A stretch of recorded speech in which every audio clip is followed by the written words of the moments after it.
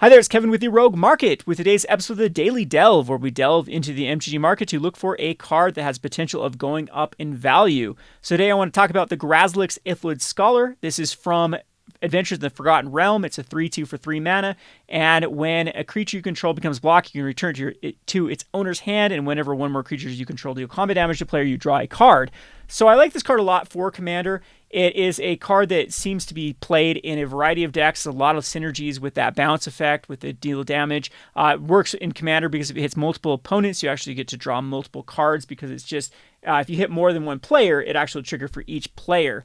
So this card I like for a number of reasons. The first one being that the costing into this card is quite low. Currently, the Grazilaxx Illithid Scholar is going for 75 cents. And if you go over to Card Kingdom, they're actually paying 60 cents or 78 cents store credit. That is a super, super thin spread. And if you actually pull down on Card Kingdom, they're offering to buy 148 of them. So that's a few metrics that I use when looking for a card is A, how much does the number one Commander site want for a card? So in this case, it's Card Kingdom. I look at for sales data because it's a Commander card. And B, how much is the spread of that card? So if they have a good price that they're willing to buy it for and they want a number of copies for it, then something's going to have to give. Either they're going to have to lower their price of the card for their buying it, or the card, the price on eBay or TCG Player is going to go up in value. So in this case, I think Grazilaxx is going to continue to follow its nice little trajectory here. You can see it has been going up since its low at 60 cents to 80 cents, and that doesn't seem much, but a couple pennies every day really starts to add up. And the other reason I do like Grazilaxx is it is from Adventures in the Forgotten Realms. Out of all the sets that currently exist right now, this is kind of the stinker set. It's the one that people aren't buying. In fact, they aren't buying it so much that Adventures in the Forgotten Realms Collector's Edition is being sold for the lowest price that I've ever seen for a collector's edition.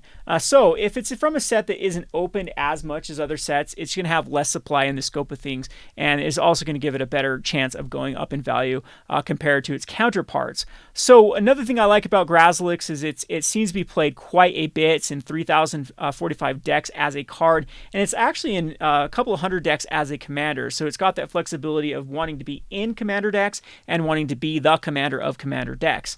If you go over to where it's seeing play, you always want to find a card where a deck that is tried, tested, and true that's going to last is going to keep wanting to play it. Yuriko the Tiger Shadow is the number one played Dimir deck of all time, I believe now. And this is definitely a card that wants to go in Yuriko. And Yuriko is a very popular one for casual and even competitive players to play it. And so if a card wants to go in a tier deck or a deck that people like to play, then it's also a very, very good card to park your money in. And it also has the, if it does go into kind of the newer commanders that have been released, then that's also a really good sign for the card.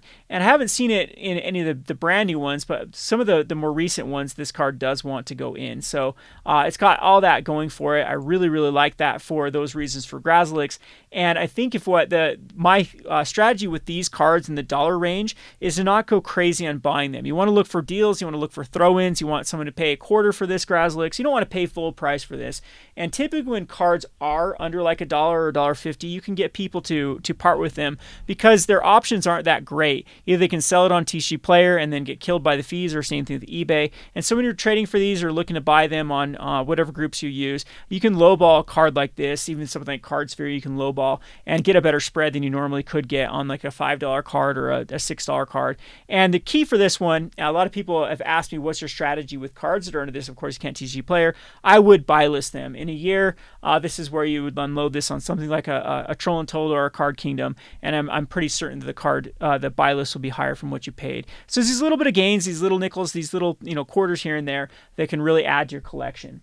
Anyway, I hope you enjoyed this video. We're going to try to get back to making these daily delves. I think this one's a goodie, and I'm also going to do a audit of my daily delves, so be looking forward for my first 10 picks for the daily delve. Spoiler alert, they haven't done so well. You can check out my Market Monday video for kind of the reasonings for the Commander singles market has really taken a hit in mid 2021, and that's really when I started doing these daily delves. So it's just really patience. Patience is the name of the game with Magic the Gathering. If you do have correct data, I really believe that time will be the real test for these cards, and whether it be a year, 2 year, whatnot. There will be a time when many of these cards will go up in price. I hope you enjoyed this video. It's been Kevin with the Rogue Market for your daily delve. Check back again for another video tomorrow or in the coming weeks. Thanks for watching.